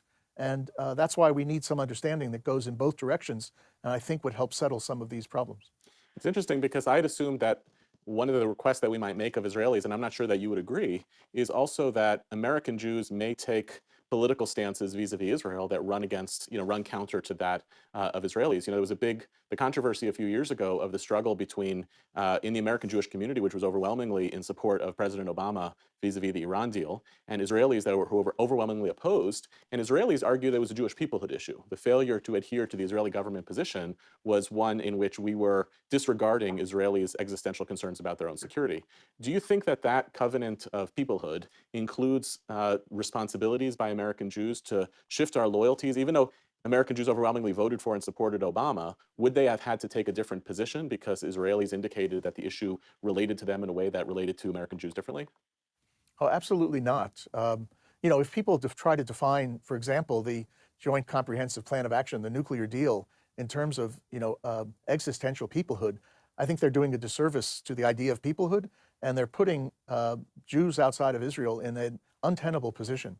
A strong argument was made and could be made that the Iran nuclear agreement was actually good for Israel's security.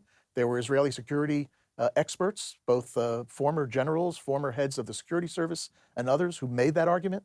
So it's an argument that has two sides. And once you try to black out the alternative arguments by claiming peoplehood and existentialism, you're doing a great disservice to both. And I don't think it's helpful to the security of Israel to try to deny to Americans generally or to American Jews the right to articulate a view. I'll give you one example in the other direction. In the 1990s, when there were very serious negotiations underway involving Israel and Palestinians with the United States as a third party, there were some Israelis who tried to lobby the American Congress to threaten to cut off aid if Israel gave up, for example, the Golan Heights.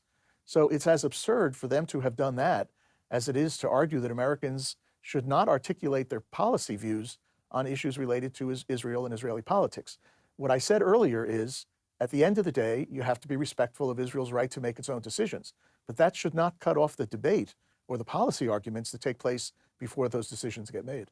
So you make a strong argument both in terms of your own professional commitments and in how you articulate the need really for American Jews to be able to articulate our own strong political commitments to America, that it doesn't have to be in conflict with our Jewishness. We talked earlier about partisanship. We talked about the demands that Israelis make. I guess I'm curious, given that we are the inheritors of this Louis Brandeis story of the compatibility between our Zionism and our Americanness, what in this partisan climate makes you optimistic about the future of American Jews trying to navigate these political positions? What would you give us as a kind of positive future view of what we need to do to try to hold on to some sense that these loyalties can be complementary and don't have to be competing?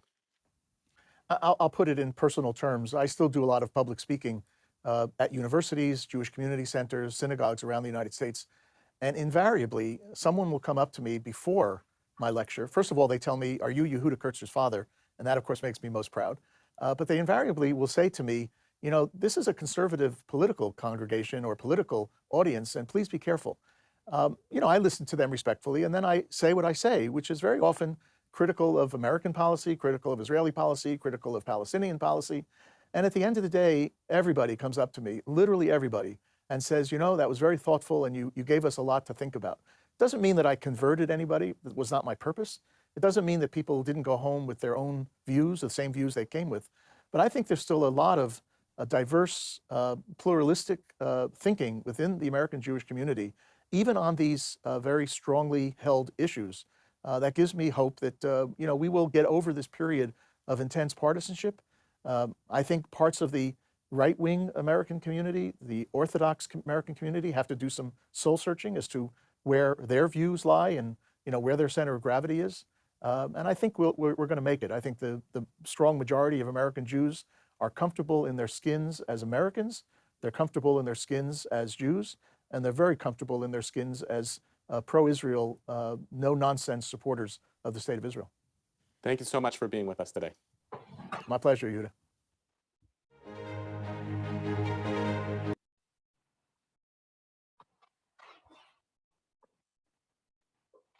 So sweet, right?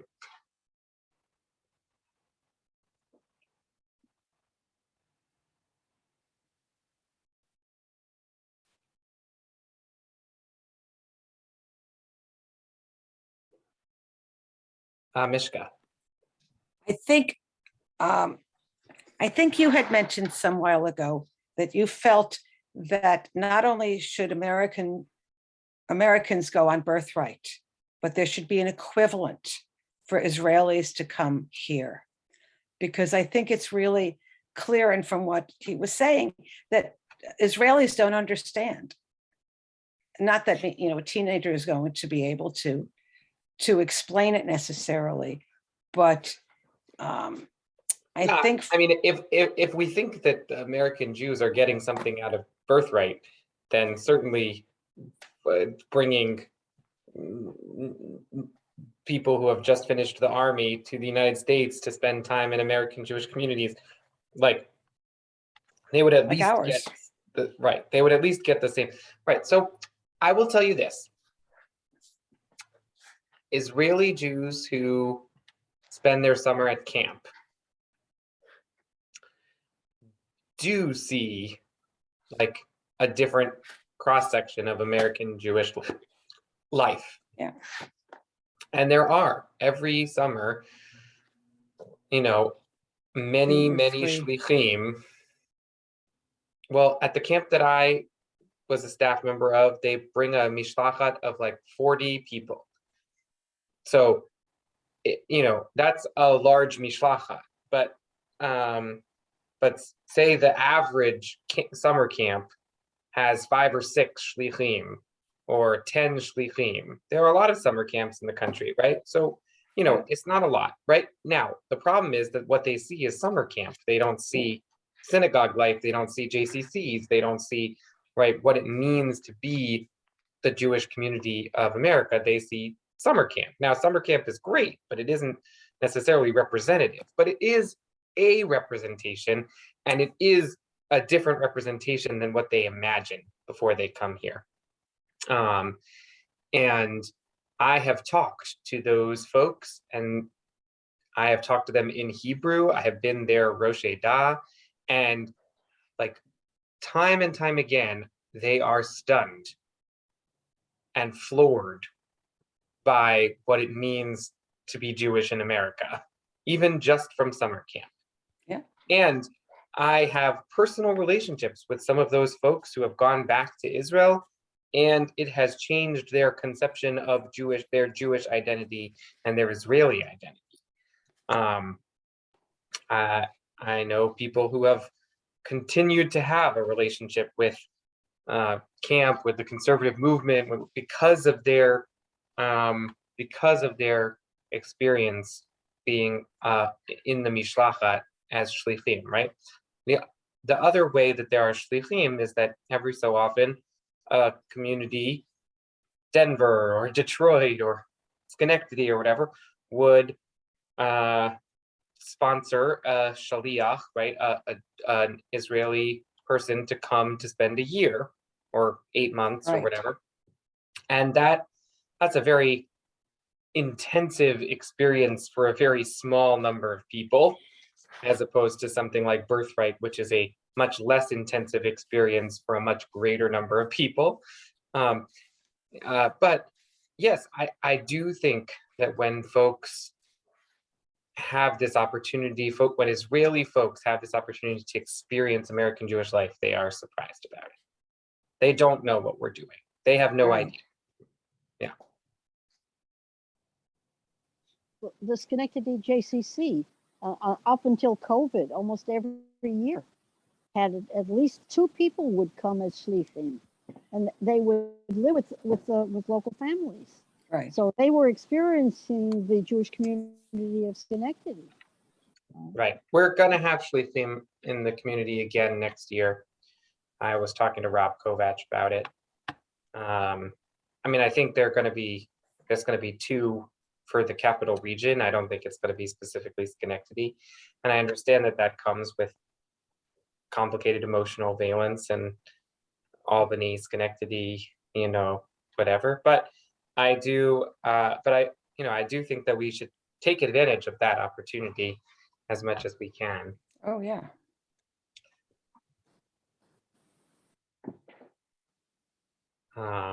Also for their benefit and also for our benefit. Oh, yeah.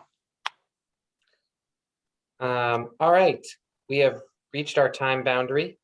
Oh, Andy's going to say something, and then we'll close. Oh, well, unfortunately, I'm going to be opening up a whole nother aspect, because all that seems to be spoken about is the politics, if we go to war, who are you going to support type questions. Whereas we started the evening talking about Jews are different, and therefore we have to question them, right? And the reality is we are different. We have a different outlook on the world. We approach problems differently. We look for different solutions. And I think, unfortunately, the majority of Jews go out of their way to not be different. So I look at this group tonight, there's very few that when they go to the supermarket are wearing a kippah or tzitzit. There's very few that in our overall community that actually follow Shabbat or keep kosher or any of these things. The majority of Jews go out of their way, in my opinion, to assimilate. And so they are not different.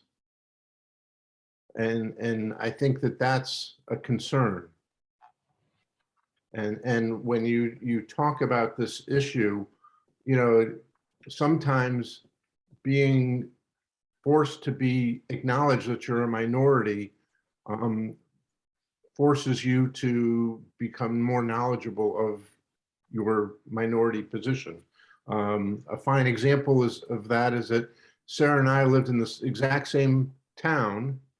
Her high school was probably 60% Jewish. My high school was probably less than 1% Jewish. The high school leadership, student leadership at Sarah's school were non-Jews.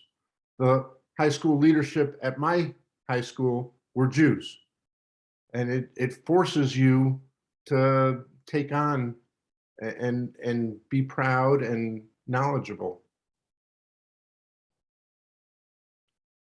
So I think there's more to this than just the political issues. Do I support Israel? Do I support the politics? There's a lot more.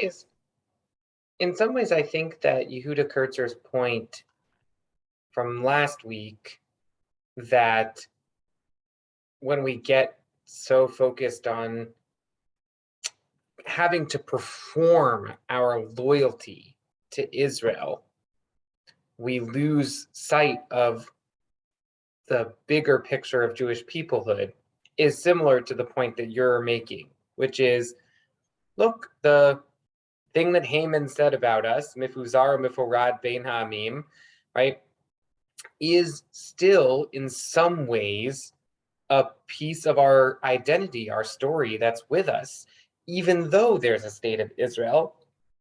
And part of the reality of the American Jewish experience as a diasporic community is that we do have a sense of otherness, a sense of difference between ourselves and our neighbors. And if we blend too completely into what it means to be American, we might lose the children or the grandchildren or the current, right, large portion of the American Jewish community. And I don't think that's incorrect. I think that there's a real fear around that, and a real possibility that might be the case, right? If I had to bet on, my own grandchildren or my own great grandchildren being Jewish, right? Like I don't know, right? It's hard to know exactly how that will turn out. Certainly, if I wanted to make sure that they were moving to Israel or like living in a fully committed Orthodox American Jewish community, might be one or two ways of doing that, right? I wouldn't be comfortable in that kind of a community for lots of reasons, either in Israel or in the Orthodox Jewish world. But I do think that there is a challenge that we face passing on a liberal approach to Judaism in a multi-generational way. And it's not impossible, but I do think it's challenging.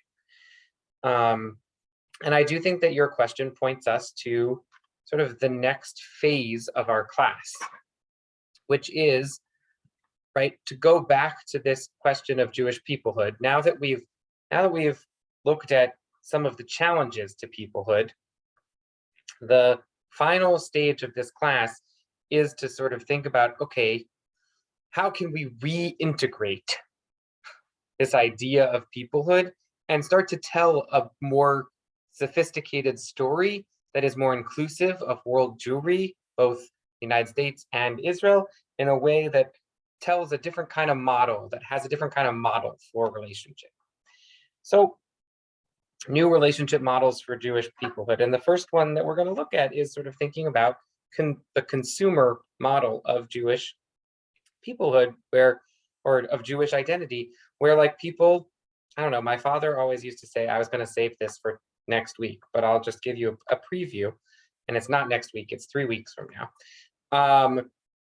My father used to say that his father, who was a banker, thought about Jewish community differently from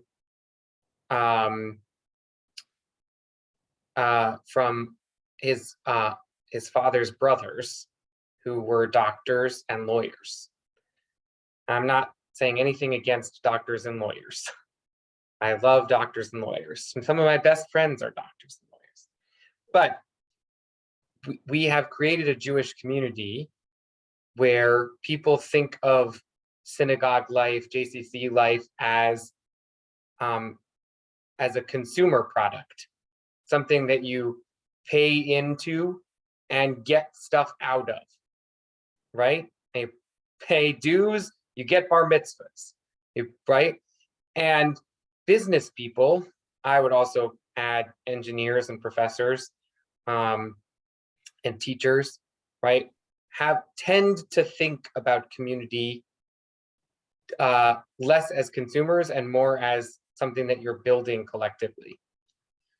Look, I don't know that that's completely fair, but I definitely feel, right? My father used to feel very strongly that his parents invested in Jewish community in a way that other folks in his parents' generation thought about it as more like, what am I getting from this?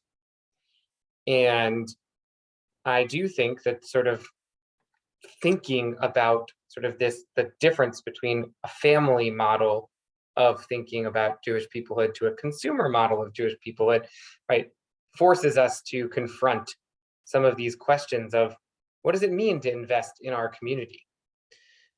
So I hope that the next few sessions, as we close this class, will start to address your point, Andy, which I think is a well taken one. We're gonna celebrate Purim next Wednesday night and Thursday, and I hope that we all have the opportunity to think a little bit deeply about this accusation of dual loyalty that is leveled at us in that story, and to think about what that story means for us as a people. And we will not be meeting for class next Thursday night, as it will be just after Purim, and I will hopefully be, sleeping off a nice big cup of wine. As the Rambam says, right, you're supposed to get so drunk you can't tell the difference between good and evil. Right? The Rambam says, have 1 cup of wine and then go to sleep. And when you're asleep, you can't tell the difference between good and evil. The following Thursday, I will be on a plane to St. Louis, where I am celebrating my grandparents' 71st wedding anniversary. And